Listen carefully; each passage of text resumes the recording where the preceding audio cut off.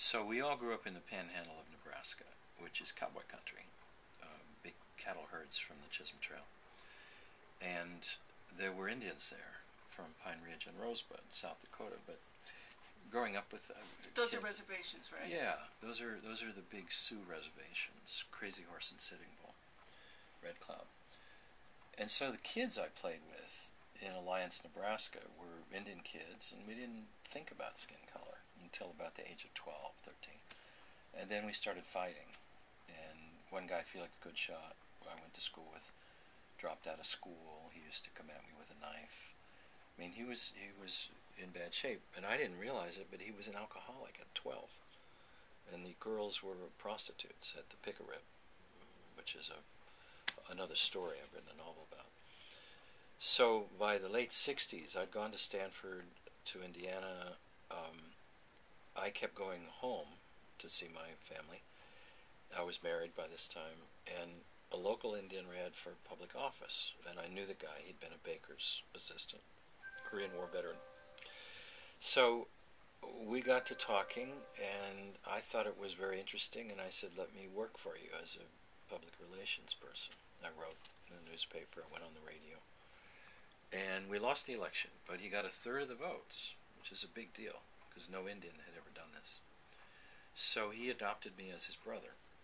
A hunka, it's called. It's a ceremony for replacing people in your tribe who have been killed. And what's the origin of the 19th century wars, Indian wars. People don't realize that the United States declared war on Indians from 1860 to 1890. While we were fighting a civil war, we were also fighting an internal war, basically, of what we would call terrorists today. You know, crazy. It's sort of a second civil war. It was a second civil war against indigenous peoples, and it was the cleanup, mop-up of 97% extermination of Native Americans. So the population of this country, 4 to 6 million, was reduced to 250,000 by 1900. So this adoption ceremony is a way of kind of... It's a way of replenishing your people. And, you know, you'll take in even a white man. But they would take in Enemy Crow, for example. Sitting Bull adopted a little crow boy. Anyway, Mark adopted me in 1969, and we started working on a community center. What was Mark's last name? Monroe. Monroe. That's his picture up here. And he was 10 years older, and we built a program in Alliance for...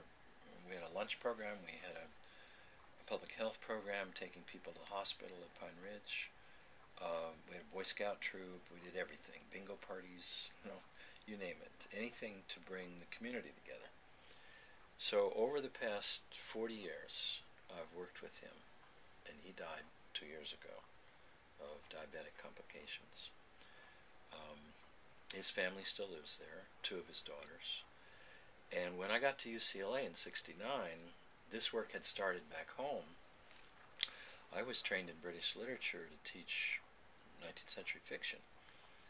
Victorian fiction. Victorian literature, yeah. And Kent State happened in the spring. The invasion of Cambodia, the students rioted. The faculty went on strike. And so I was just a young 26-year-old, and the students said, teach us something we can't get. So I said, well, I grew up among Indians. We'll do Black Elk Speaks, we'll do Carlos Castaneda, we'll do Scott Momaday. And we did. And my daughter was born in the middle of that.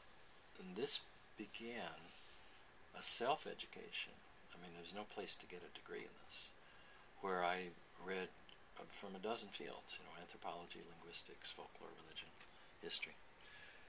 Well, lo and behold, we started an Indian Center that year. And Gary Nash and I were in on the initial planning of that. And 40 years later, we're celebrating 40 years of continuous Native American studies at UCLA. So basically, you helped invent a field that didn't exist before. The cultures were there. You can't invent people, but what I did was to start an academic, or help to start an academic movement, where in my field of literature, we recognized that Scott Momaday that year got the Pulitzer Prize. There were young writers, Leslie Soko, Jim Welch, roughly my age, then eventually Louise Erdrich, really amazing writers, Sherman Alexie today, Greg Saris, who was my student in the 70s, has become a national leader, a tribal leader and writer. So what we did in the Indian Center at UCLA was cross-list about 20 departments, people from all over the place. Johannes Wilbert in anthropology, and Gary Nash in history, and there were a bunch of us, and we created a center, a publications unit that I headed for a long time, a journal. This is 40 years of that journal, and selecting 31 essays that represent the field.